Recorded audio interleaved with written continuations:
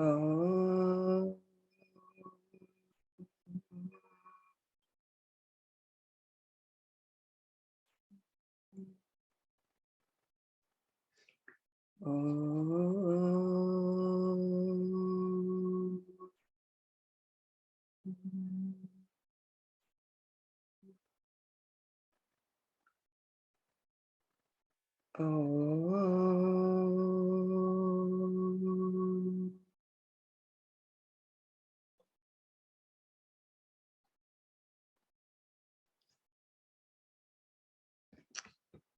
Hariom, everyone. Welcome. Hope everyone's doing wonderfully. Welcome to the 6th Prthvi Sevasanga workshop. Today's topic will focus on food waste and the steps we can take within and outside our homes to reduce it. We have 2 experts joining us today. Our first speaker is Seema Keshav, who is an environmental advocate. Her journey began when she learned about harmful additives in packaged foods when researching nutritional foods for her toddler. Over a short period of time, Seema founded a Go Green chapter in her town of Vernon Hills in Lincolnshire, Illinois, focusing on creating awareness on the environmental impacts of single-use plastics and food waste. She rallied her community to convince the village board to start a curbside food scrap pickup program for residents. And she's also started programs within the local school district to reduce food and plastic waste. Our next speaker will be Himali Bhashyam, who is a corporate sustainability professional at Deloitte, addressing climate change through the power of industry. She has an MBA from the Kellogg School of Management at Northwestern University. I'm happy to say that both of our speakers have a connection to Chicago because I'm also in Chicago.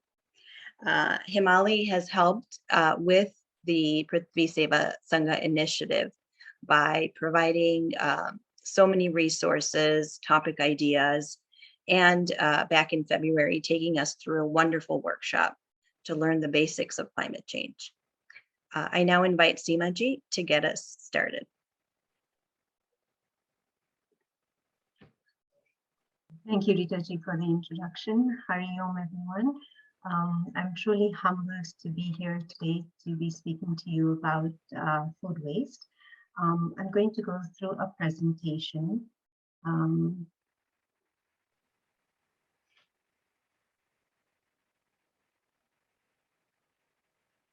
Can you see it, Rita ji? Excellent. So I got involved in the issue of food waste a few years ago when I was volunteering in my daughter's elementary school in the cafeteria. And I noticed a lot of waste, not just food waste, but all sorts of waste happening in the cafeteria. And I spoke to a few of the already established environmental groups in Northern Illinois. And well, after discussions, I decided that, we did not have a presence of an environmental group within our community. So we decided to create a chapter, Go Green, Vernon Hills and Lincolnshire. And as Rita ji said, our initial focus has been to educate the community on the issue of food waste and single-use plastics. We also advocate for programs with our local government and with schools and other businesses that will help to reduce waste in the community.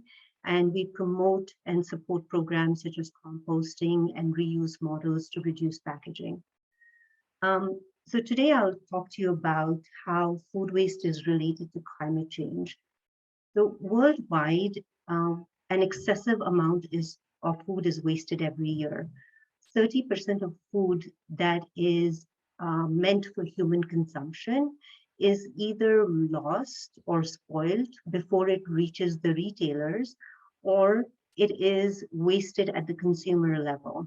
And that's when, according to the Food and Agricultural Organization of the United Nations, there are about 690 million people, that's 9% of the world's population, that goes hungry. Now, when you look at the United States, about 40% of food is either lost or wasted. And that's when about 1 in 6 Americans, which is about roughly 41 million Americans, are food insecure, which means they don't know where their next meal is coming from. Food waste happens differently in the developed versus the developing world. So if you look at this chart here, you'll see that in the developing world, a lot of the food is wasted before it reaches the consumer. And the reason for that is that because of poor infrastructure, such as storing and cooling facilities, as well as the lack of infrastructure in terms of roads and transportation. However, if you look at the developed world now, food is wasted throughout the supply chain. So what we're here to talk about today is really the difference in the waste at the consumer level. So consumers in North America throw away 10 times more food than a consumer in the developing world. Now, why is that? There are some studies that have been done by well-established agencies like the NRDC, which is the National Resources Defense Council, Food and Agricultural Organization of the United Nations. And some of the reasons for the waste in our world, in the developed world, is consumer behavior and preferences. There is a lot of emphasis being put on the appearance of food. So for example, if an apple isn't perfectly round, a farmer may not be able to sell that produce that doesn't meet that standard, and the retailers might reject it. There's also waste that happens in the preparation of food. So for example, French fries have to be all the same size. Another reason for food waste at the consumer level is because of confusion of date labels. So I'm sure we all have seen best before dates, use by dates. And these dates, according to NRDC and other organizations, are not dates to indicate the expiration of the food, but they're dates to indicate the quality, the peak quality of the food before that particular date. And in fact, sell-by date is not even for the consumer, it's for the retailer to know when to stock the food on the shelf so that the consumer has enough time after the product has been purchased. Now, some of the other reasons for food waste in the developed world is essentially because we can afford to waste food here. So, and that leads to certain habits such as buying a lot more than we need, bulk purchasing, also portion sizes at home as well as in restaurants. And finally, just a lack of looking ahead and planning the meals on a weekly basis. Now, when we waste food, we're wasting all of the resources, such as the water, the energy that's used to transport the food to the retail shop, the energy that's used to store the food in our refrigerators. All of that energy is wasted and unnecessarily released into our atmosphere. Now, that accounts for about $165 billion per year in the United States. One of the big environmental issues from wasting food is when food sits in a landfill, it doesn't decompose naturally. It releases methane, which is a greenhouse gas that is a lot more potent than carbon dioxide, 28 times more potent. And essentially what that means is that it's holding 28 times more heat in our atmosphere than carbon dioxide is. In the United States, food is the single largest component in our landfills. And the Environmental Protection Agency estimates that we will run out of landfill capacity in the next 14 to 15 years. So this is a study that was done. And what was found is that if you look at all of the energy that has been wasted away because of food waste, plus the methane emissions, food waste, loss and waste. If it were a country, it would be the third largest emitter of greenhouse gases behind United States and China.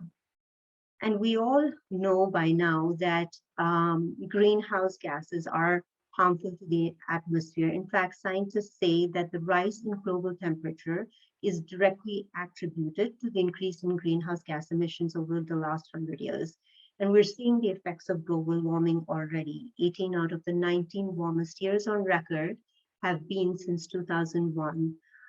We've seen heat waves that are much more stronger than in the past, really resulting in wildfires, extreme weather events, stronger tropical storms. So what can we do about food waste? Again, the agencies such as NRDC, the Environmental Protection Agency of the United States and others, they have a hierarchy, and the most preferred way to deal with a solution for food waste is to reduce the amount of food that's surplus food that's generated. So for us at a consumer level, that means that we should be only buying really what we need and not buying in excess of what we need. The next thing is to rescue food. And there are a couple of ways in which we can rescue food. One is by feeding hungry people, and that is done by donations at food banks or shelters, or when we're not able to do that, then to find a way to feed animals with the food that's uneaten. Once we're, we look at reduce and rescue, the food that's left over, that's the food that we should try to compost. And we'll talk a little bit more about composting in a little bit. And then finally, when we're not able to save any of the food, the last option is to landfill it. So in this section, I'll talk to you a little bit about ways in which we can reduce and rescue food waste in our homes. Now, I do recognize that from a cultural perspective, waste of any kind is considered bad for us. We've been told growing up that waste is bad. So I do recognize that, but I think as our lives have gotten very busy, that some of these things have maybe been lost in our busy schedules. So these are recommendations and tips from NRDC. They did a campaign called Save the Food. And as part of the campaign, they provided consumers with all of the tips on how they can reduce food waste at home. So the first thing is shop wisely. So what does that mean? That means let's look ahead and plan your meals for the week. Take into account that maybe you may not be cooking every day that particular week. Also make a shopping list. And one of the things that they stress about the shopping list is make sure that you stick to the items on your shopping list and make an inventory before you go shopping of what you already have in your refrigerator and in your pantry. A lot of times we get swayed away with buy one, get two free deals, and those deals more often than not end up in waste. The next thing is we talked about imperfect foods getting thrown away. So when you're at the grocery store and you see something that doesn't, produce that doesn't look very perfect, pick it up, else it gets thrown away by the shopkeeper. Another advice that they provide is there is an emphasis amongst retailers to overstock the aisles to give a notion of abundance. So if you see a single onion and you need that onion, don't hesitate to pick it up, because that gives the retailers the understanding that they don't have to abundantly stock their aisles. The next thing is when you come home with your produce and food, they recommend to practice first in, first out. And essentially what that means is that you uh, bring the older food in front of your refrigerator, your pantry, or your freezer, and you put back the newer food. And essentially, when you do that, the chances are that you would use the food that's older before it gets expired or spoiled. Leftovers. Uh, what we do here is usually on Thursdays, 1 day a week is leftover days. That's the day that I get a break from cooking. Or you could take your leftovers and make a whole different meal out of it. You could do that as well. What's not mentioned here, but which is something that I've learned over the course of time. Advice from my mom is freeze food before it gets bad. Make the freezer your friend. If you know that you're not going to get to a particular produce in the day, freeze it. Also, sometimes what may happen is, for example, cabbage. Cabbage is really big for a family. One cabbage is really big for a family of 4. You can cut half and freeze that so that you can use it at a different time. Portions. I think this is really important because I think everybody in society has gotten used to larger portions. So either the advice is make enough for one meal and maybe for leftovers the next day, or make larger batches and freeze them if you have a very busy week. As well as in restaurants, sometimes share your portions in restaurants. The next thing is donate. And here I would advise is to reach out to your local government or municipality and find out which are the food banks and shelters where you can donate food. According to the World Program, that if we were able to save all of the wasted food, we would be able to feed about 2 billion people. So this is something that to consider, to find ways in which you can donate food. And finally, one of the advice regarding dates where a lot of the food waste happens because people look at the best before and the use by dates and they think that that's the expiration date and they throw it away. They say to use your judgment and to use your taste in order to determine whether the food has gone bad or not. So when you're not able to reduce or rescue the food, the next thing is composting. So composting is nature's way of recycling. It's taking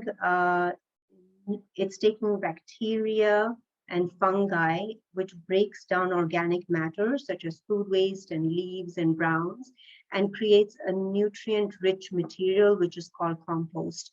So I'm not going to go through the benefits of compost. Himalji is going to talk more about compost. But there are a few things that I want to talk to you about compost from what we can do in our communities. So there's several ways of composting. These are the 3 broad ways to do it. One is backyard composting, which you can do at home on site. Another way is vermicomposting, which you can do indoors. And the third one, which I would like to talk a little bit about, is called commercial composting. So essentially, commercial composting is where your food waste is picked up and hauled away to a commercial composting facility, with put in a huge composter, and heat and moisture are used to break down the food, to break down actually not just the food, but the organic matter to create compost. So there are several communities here in the United States that provide this pickup service for residents as well as businesses. And oh, sorry. So these services are not just provided in terms of pickup, but there are also drop-off locations that are provided. So residents can take their food scraps and waste to a particular location and they can drop that off. And again, it's taken to a commercial composting facility to be composted. So the reason I bring that up today is because these services help to increase the amount of food that can be diverted away from landfills, from people's homes, as well as from businesses and from schools. So one of the things that we were able to accomplish within our community was we reached out to our municipality or our local government, and we asked them to provide a curbside pickup service of food scraps and food waste for the residents of our community. We engaged our high school students and we asked that we present to the board this particular option. And one of the things that we did was we asked this and we explained the connection between food waste and climate change as we're talking about today. And one of the things that we were very surprised to find out was there were many people within the local government that did not understand that there is a connection between food waste and climate change. And about a year and a half after we reached out to our municipality, we got that subscription for the residents of our community, which started in April of 2020. One other thing that we did was we reached out to the schools in our district, and we provided the same type of education to our district superintendent, and we asked if we could come up with the solution to the issue of food waste. And one of the ways we were able to convince them was we did a food waste audit. So we picked one of the schools for one day, and the students were asked to separate their food scraps from their, the food waste from their recycling, their liquids and their landfill waste. And we found out that in one day, for 400 students, about 70 pounds of food was wasted. So we estimated that in a week, about 1,000 pounds of food was being wasted in our schools, which is about 42,000 pounds of waste per year. This was quite surprising to the staff and our district superintendent, to which they agreed then that in the fall of this year, the school will participate in food waste diversion through commercial composting. So what I'd like to say before I pass it out to Himali was that there's a project called Project Drawdown that looked at 100 solutions to the issue of global warming. And they ranked reducing food waste as number 3 in the terms of solutions to reversing global warming. So I would just like to say that, when we look at climate change and we look at individually, what is it that we can do to make a difference? There are a lot of solutions that are out there where we have to make an investment. For example, to put solar panels in your roof is an investment. Sometimes there are certain issues such as reducing plastic waste where we need to change laws in order to do that. But when it comes to the issue of food waste, this is one place in which we as consumers, we have the ability to make a difference, because as you saw in the beginning, a lot of the food waste happens in our homes and we have an ability to make that change. So with that, I'd like to pass it on to Himali to talk to us more about composting. Thank you, Seema-ji, and certainly really inspiring to see your work, in your community and your home. And I think there's a lot of lessons that we can all take away. So I'm going to talk to you a little bit about composting in your home and how you might approach that if you you are thinking about it. So with that, I will share my screen. All right, everyone can see my screen. Perfect. So I know Seemaji touched on this a little bit, but just wanted to bring this back up again. Why is composting important? And I think the number one thing that Seemaji referenced as well is really around reducing emissions. So I think she mentioned 22%, mine says about 40% depending on which source you're using, but almost a third or more of residential waste is organic. So your landfill is 30+% of organic waste that breaks down anaerobically, that creates methane gas, which is a powerful greenhouse gas. The transport required to take your waste to the landfill also creates carbon dioxide emissions, and so that can also be reduced if you're thinking about if you end up home composting. When you compost, you improve your soil. It's a great slow release fertilizer and soil amendment. When compost, once the kitchen scraps and food waste is actually composted into the final material that is called compost, that is what you can ultimately put into your garden beds to create a natural soil amendment and fertilizer and improve soil texture. You save money because it's free. You don't need to buy fertilizer. You also save resources. You're keeping valuable resource out of landfill. You're wasting less water, and you're reducing civic costs for waste collection, as mentioned before. And then the environmental impact of compost is also something to consider. Compost, as opposed to other types of chemical fertilizer, if you're using chemical fertilizer in your lawn, really reconsider moving to something that's more organic, because chemical fertilizer, when there's rain, it runs off into our rivers, our lakes, and streams. It causes pollution, it causes algae blooms, and it's a huge problem that a lot of communities face. And then one other thing is when you bury organics in landfill, they oftentimes react with metals that can pollute groundwater. So a lot of impact that can be had if you simply just take out the organic matter out of your waste and put it into compost.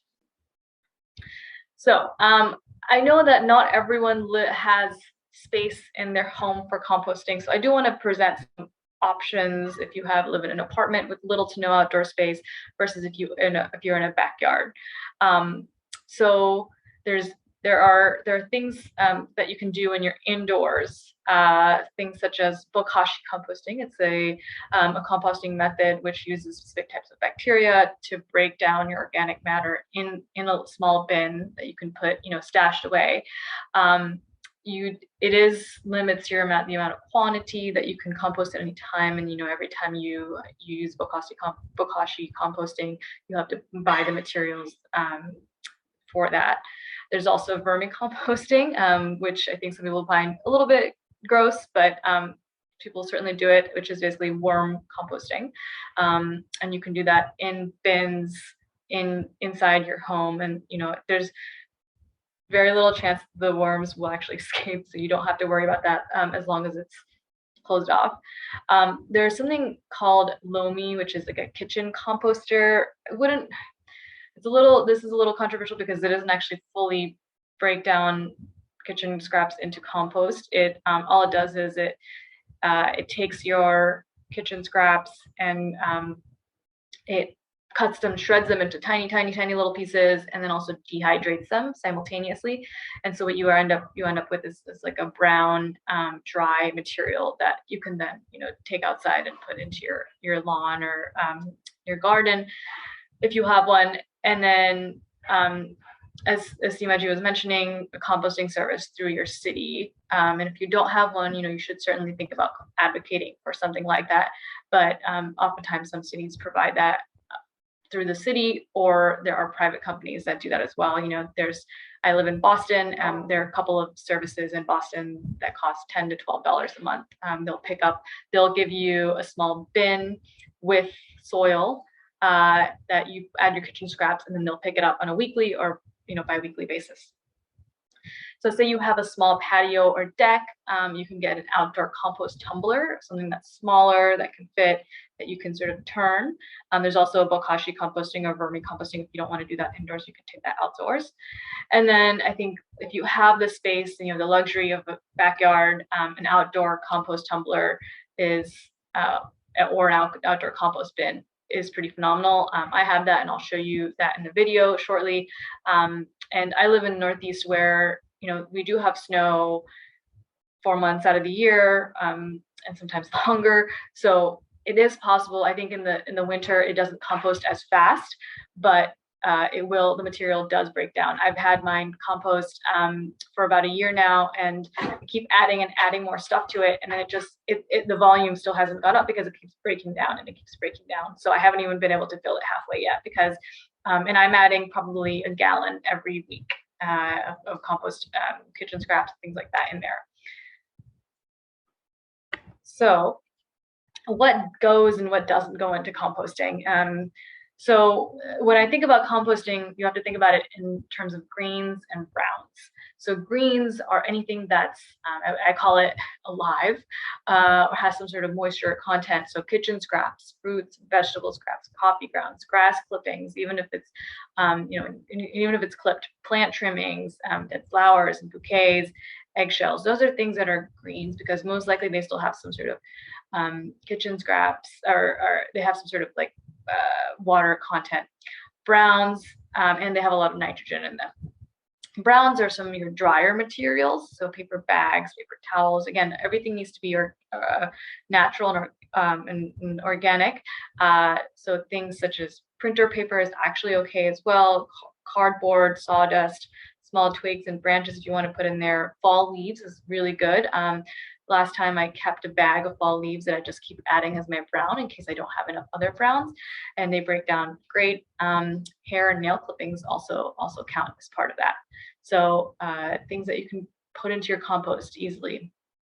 Now, what doesn't go in, things such as pet waste, any sort of meat, fish, bones, or cooked eggs, dairy products, you don't want to add anything like that. It might attract rodents, things like that. Food, lots of oils and grease don't break down as easily. You don't want to add any diseased plants, because ultimately what you want with your compost is you want to be able to take it and put it into your garden. So you don't want to add anything that has disease. Plastics, obviously plastics will not break down. And sometimes, you might see like tea bags that are covered with plastic. They're made with some sort of synthetic material. So unless you know for sure that your tea bags is made of, just natural paper, then, you shouldn't put it in there. Anything that's glossy or coated should not put in there. Sometimes there's wax paper that you can add, that you get in when you do takeout. You might have like things that are wrapped in a glass wax paper. Oftentimes that does not break down. I made the mistake of putting it in my compost, and actually just yesterday I saw it there, and I realized it was wax coated, and I just ended up taking it out and throwing it away. Treated wood or sawdust, you don't want anything treated, because it has chemicals that could leak into your compost. And then large branches will slow down your compost. And then chemicals, but also people call things like biodegradable diapers or biodegradable personal hygiene products. Those things, when they're called biodegradable, they're often not going to be able to compost in your backyard. Sometimes they require a commercial composting facility to actually break down. So do not put anything like that in there. And then even things like dryer lint, unless all of your clothes are made of cotton, most likely your dryer lint is going to have some synthetic fabrics in there that you don't want to put in your compost, because that won't break down. So I think this is just in general, how should you compost? How do you get started? Again, all you need is, if you're doing a backyard compost, you need a little small kitchen pail to put it in there every week, every day, whenever you need it. And then you take that small kitchen pail and put it into your bin, which may be outside, or if it's inside, that's fine too. But 5 quick things I think you should remember. Smaller is better. So if you add large chunks of cardboard, as an example, it will not break down. You have to, or it will take a really long time to break down. You need to tear it into smaller pieces. If you have paper bags, tear it into smaller pieces. It really helps with speeding up the whole process. You want to add water. Your compost should not be too dry, but it should have a moisture consistency of a wrung out sponge, as they like to call it. It's hard to gauge, but if it smells, you probably have too much water. If it's not moving, if it's not composting fast enough, you probably need to add water. You want to turn the pile. So if you're, especially if you're doing something you're trying to do aerobic composting, which is, you want oxygen, you want to turn it to provide that oxygen throughout all the different layers and, everything that's in there. So it also prevents bugs and also prevents odor. And then, we talked about our greens and browns. So you want at least a 50% of greens and browns. And some suggest that even more. So I know I've read material that says you should have 70% browns compared to your 30% greens. And then make sure it's covered and protected against flooding. You don't, if it rains, you don't want it to come into it. But those are sort of the key things that, you should be thinking about when you're composting. So I have a quick video to share. As you know, as I already mentioned, a few things that go into the compost include your kitchen scraps, anything that you don't need.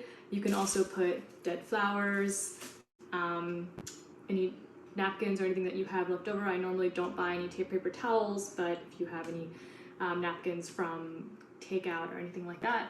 And then occasionally I'll have paper grocery bags that what I'll do is I'll cut up into smaller pieces to put into my compost as well. So because we need at least 50% browns along with your greens. So everything that's living, right, including this, I think that's still green, that still contains moisture and water, is considered a green. Anything that's dead, brown, dry is considered a brown. So napkins, paper towels, paper bags are considered browns.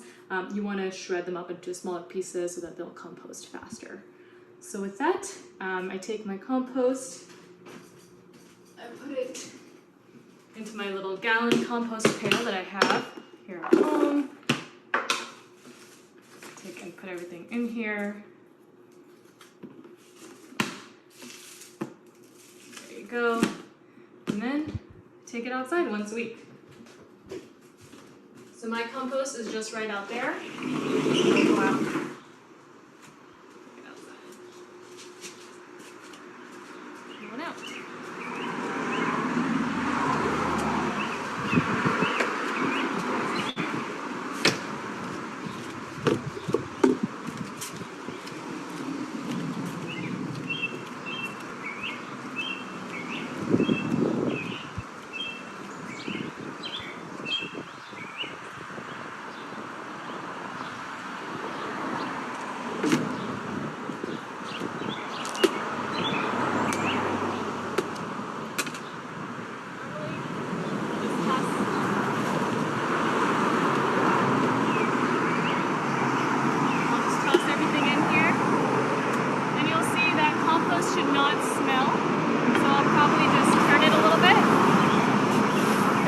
Bugs in here.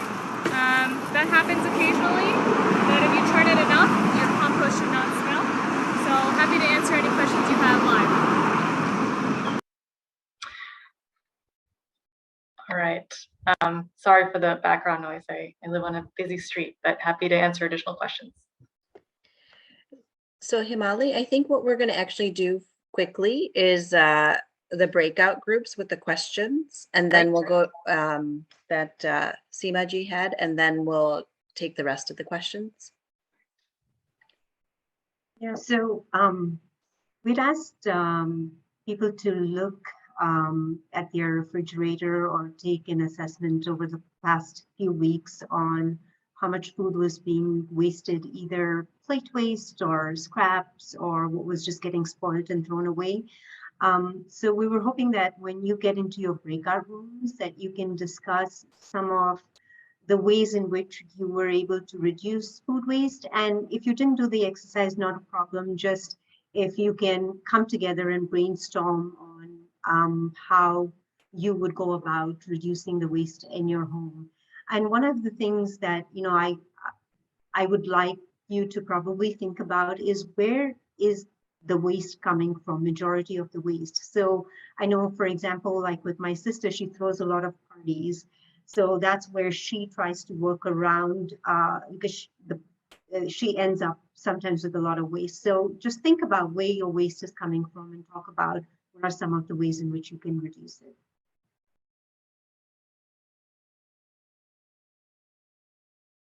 I'm just putting some resources in the chat that I'd like to share. One is the Save the Food campaign. And one of the things that I really like about that is what they have in terms of how to store certain foods so that you can increase the life of those foods. I find that very useful for myself. And secondly is some local resources in different states. I would highly recommend looking at Solana Center. They have lots of recommendations of different types of compost bins and also recommendations on challenges that when you face with composting, what to do. So I highly recommend those two. So Tantraji? Yeah, Hari Om. Hari Om. Very nice information, Himali and Seemaji. Thank you for that. My question, I started composting about 3 months back. We got a big container, which was, if I went to the county waste, they gave us, which, kind of revolves. You have to. Now, I just learned that we really have to make small pieces. Like when I do watermelon, right? I mean, my pieces are about 4 or 5 inches big. So I didn't know we have to chop. Same thing with the banana peel. Also cut small. I mean, I think I will say that it doesn't, so it's suggested that it'll, if you want your compost to cook fast, you put it into small pieces. I don't always do that. I'm subject to that fault of not putting, chopping my banana peels, or I put entire corn, Right. the corn husks in there. And I my compost is still breaking down. So it just might take longer, but it will break down. So the smaller the pieces, the faster the compost will break down. The larger the pieces, the longer it'll take. So do we have to churn regularly?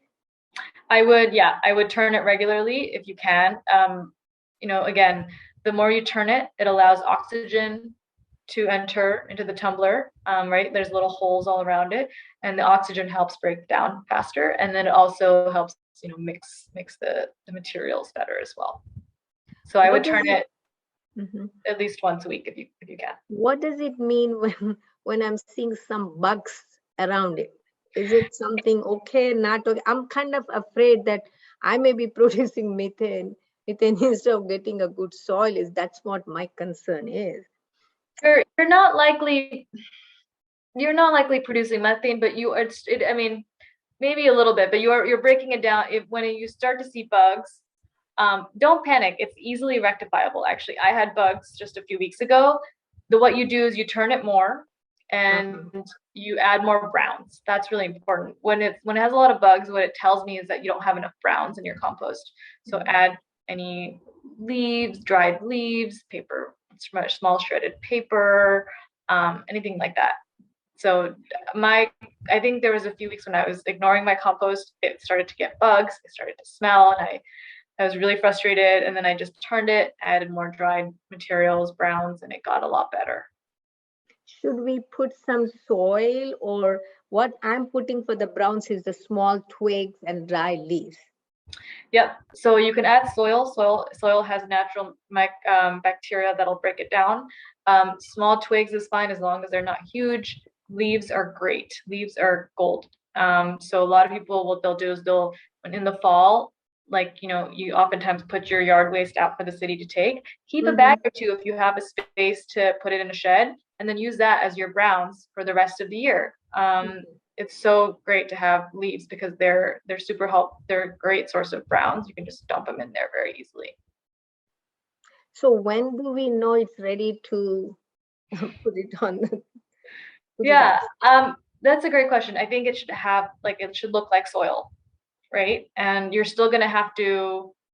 What a lot of people do is they'll have 2 bins almost, right? So you fill up one, and then you let it cook right? You turn it, you let it cook. And while that is cooking, you add stuff to the second. And then by the time you fill that one up, the first one hopefully is done cooking. And so when you feel like it's like got earthy soil texture, you should just test it out. You should sift it, right? So make sure, because sometimes you can get small plastics or something in there that didn't compost. So you have to sift it to make sure that you're only getting the compost. And then once you sift it, you can put it into your garden. Great. Thank you so much. That's very helpful. We'll try. Okay. It's a learning process. I'm still learning. And I know a lot of people fear composting because they worry about bugs, they worry about, rodents, they worry about the smell and what it'll attract. But honestly, all those fears I had initially when I started have not really come true. Yeah, there's some bugs and there's some odor, but that's mostly my fault. If I just maintained a little bit more, it would go away. And once you rectify it, it's actually not as hard as you think it is. All right, I think we have one more question from Anjana. For you, where we live in Canada and also in England, they did commercial composting. So every week it gets collected. My question was this: what do they do with it? Do they sell it off or what? So I know that the private haulers, the private ones that haul, at least here in Illinois, so I cannot speak broadly across the US, but at least here in Illinois, the private haulers do offer the compost back to the community that they're hauling from. So they'll have maybe once every 3 months or every 4 months where the community can come and get compost back.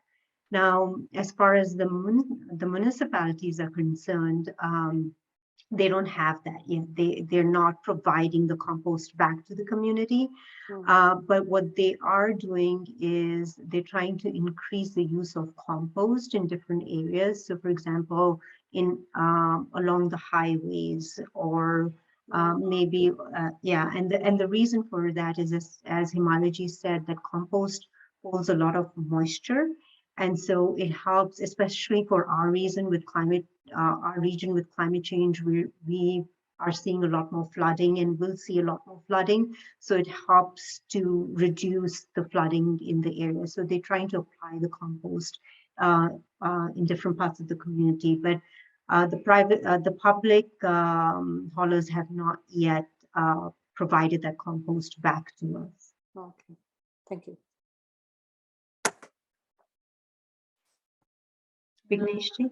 Thank you both for your informative talk and your great seva. I really appreciate it. 2 questions. One for Seemaji is, my friend recently told me about some organizations that focus on delivering quote unquote ugly produce for sale, like Hungry Harvest or Misfits Market or something. I think, yeah, Misfits Market. And I just was wondering if you had any comments on using those services. And then the question I had for Himalaji was, if we do backyard composting, do we add anything to it other than like the 50-50 mixture and like stirring it? Do we have to are there any other ingredients? So regarding the imperfect produce, I personally don't have experience with it. I do know some people that subscribe to it and they like it. They like the fact that they are making that they are playing a part in getting that food not being thrown away and using it. So from that aspect, I believe that it's a win-win. The only negative that I've heard about it from other environmentalists is that, there's some companies out there that are actually producing imperfect food and increasing the surplus that now we have over there. So, but I haven't done the investigation to know which companies are the ones that are doing that. So I'm not sure if it's Misfits or somebody else. Good. Thank you. That's a good point. I can look into it. I will add that one of the things I've heard about it, and I think it's very company dependent, But I've heard that sometimes the food that they sell is, purchased from grocery stores that would have donated it to food banks.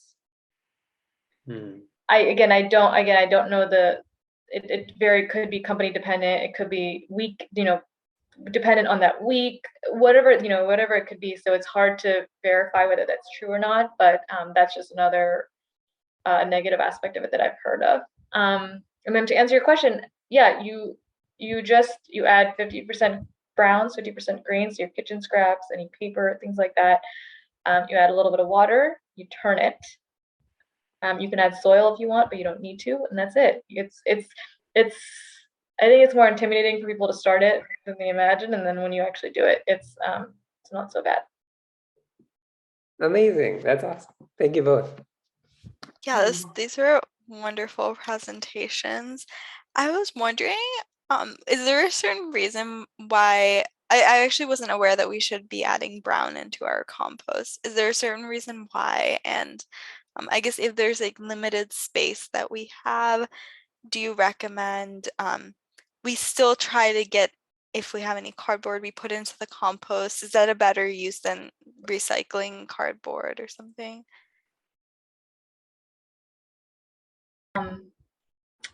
Yeah, so you're asking why add browns and alternatives to cardboard, or?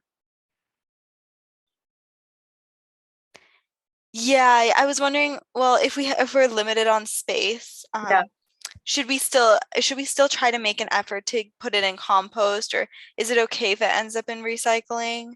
Yeah, so it's totally fine if it ends up in recycling. I think usually if you have a small compost bin, you're not gonna be able to put a lot of browns in there. My little kitty is making an appearance. But browns are an essential part of composting. They provide, they prevent decay. They're help with slow burning. They're super important part of the composting process. They work with the microbes to break down the contents of your compost pile, and so that's really important. They help add bulk, and they help with airflow, and to filter through that pile. So it's if you add only greens, what'll happen is you're going to have a very smelly compost. You're going to have bugs, and you're just not going to want to compost ever again. So the browns helps moderate the pile. It'll help keep it smelling fresh and earthy, and then it'll help break it down as well. But if you want other smaller alternatives like paper bags, napkins, printed paper, totally fine. Rip it up into small pieces, put it in there. If you have anything like that, leaves outside, like put it in there. It's very, lots of options. I always thought that I was going to have a lack of browns, but I haven't had any lack of browns. I just keep finding materials to put in there. Yeah, I'd like to just add that with commercial composting, you can, for example, if you have a pizza box that is soiled with the pizza, that can go in commercial composting, as well as commercial composting can take meats, eggs, dairy. It can take a lot more than traditional backyard composting. So there's some people in our community that do both. Because they want the compost for their plants and to apply on their land. But they also want to try to divert as much as they can from their homes. So they do both. Got it. So Hari Om, everyone. Thank you so much, Seemaji and Himaliji, for such an inspiring topic and educating us. My quick question, and Seemaji, you kind of touched about this specifically on these cardboards, like for your pizza, right? It is some part is great and some of it could be soil. Can we use it for our own backyard compost, or is that advised not to do so? So Himaliji is probably better at answering this, but my understanding is that it's too thick for the backyard compost, that it doesn't allow for it doesn't allow for the organic matter to break down as easily because it almost like sits on it and stops it. But Himali ji, is there anything else? I think you're correct in that. I actually have a question. So we just got the big two-sided tumbler compost at our, and I'm unfortunately or fortunately in charge of it. And I have a question that once you start filling, let's say, one side of the tumbler, could you just, like, when do you know to stop? Because you have to give it, whatever, 5 weeks to turn into compost before you take it out and start filling it again, right? So when can I just keep adding and adding and adding? Like, when do I know to stop and start the other side? You just keep adding until it's full. Okay. So you can just add until it's full. You keep turning it. You make sure it's a good mix, and you know that's it. It'll break down. So 5 weeks is pretty fast for compost to break down, and it's very seasonal. So in the summer it might break down in 5 weeks, but in the winter it might take 5 months, right? Depends on where you live, right? Like if you live in Southern California, you're going to break down your compost a lot faster than if you live in the Northeast or in Canada. So I would fill up one side until it's totally full, and then let it cook, and then you start adding to the other side. And then by the time you finish adding to the other side, the left side will be done. So I would check it every once in a while to see the progress, and I would turn it for sure and make sure that there's enough water in there. And my name is Hamsa, actually. I'm Rishaji's daughter, and I'm sharing her Zoom today. It's really nice to see you all, and I just want to give my sincere thanks to Seemaji and Himalaji for this excellent presentation. I study food and agriculture, and food waste is a big thing that I've gotten to study in school, and so to hear two such passionate people speak about it is really exciting. And I actually just raised my hand, not because I have a question, but because I had a comment on the Misfits Market and the similar companies that sell ugly produce. Some of them are done really well. I know in particular, because I've studied in my program, that Misfits Market in particular has quite a poor kind of corporate model. And people are generally encouraged not to engage with them for two main reasons. One is that much of the produce that company in particular uses is the kind of food that would go towards food processing anyways. So something like an ugly tomato might be diverted to make tomato sauce or canned tomato paste or something like that.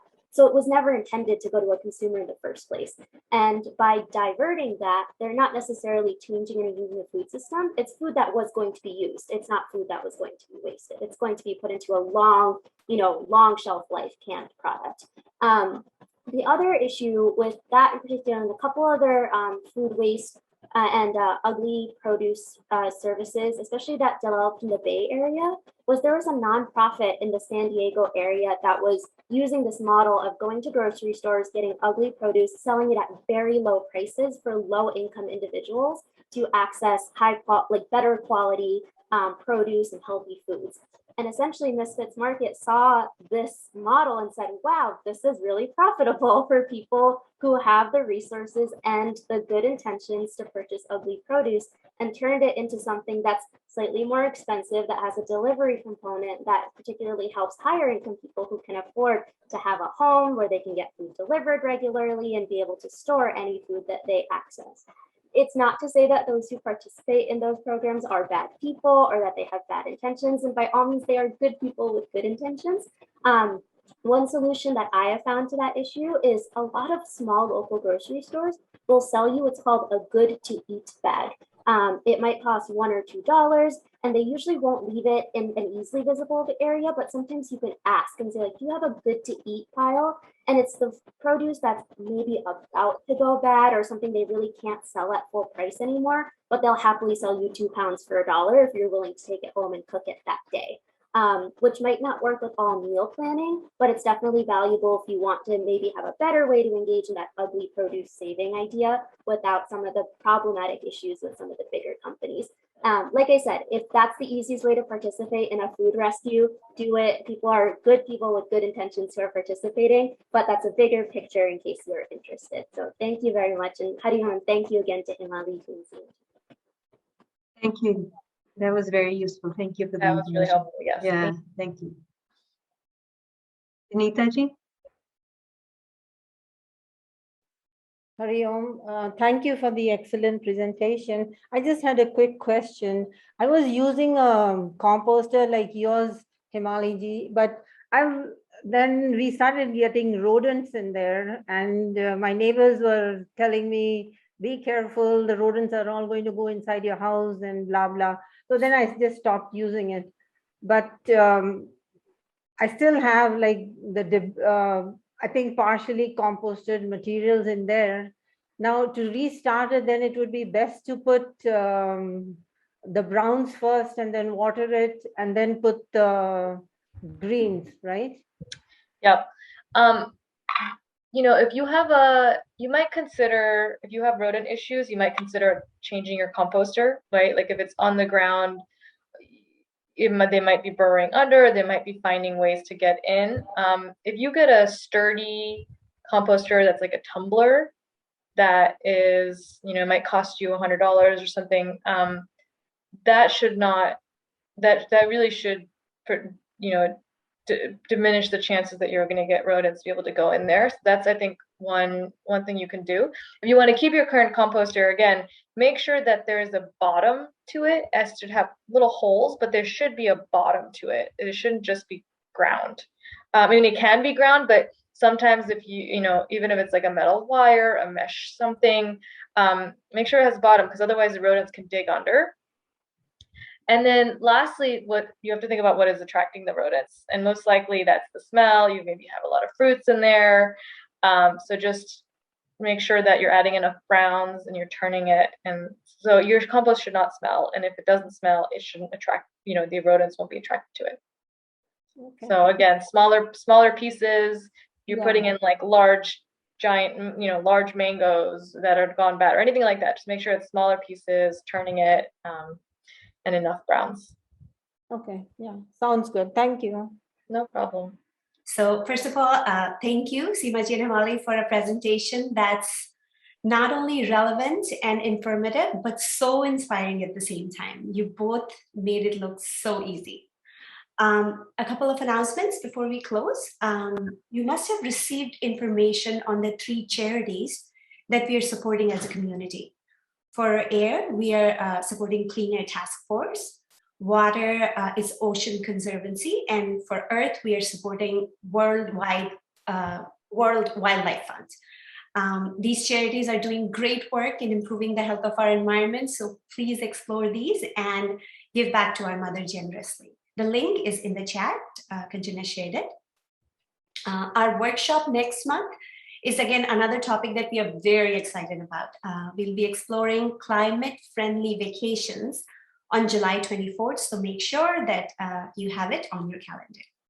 And with that, we'll wrap up the workshop for today. Stay back if you have more questions for Seemaji and Himali.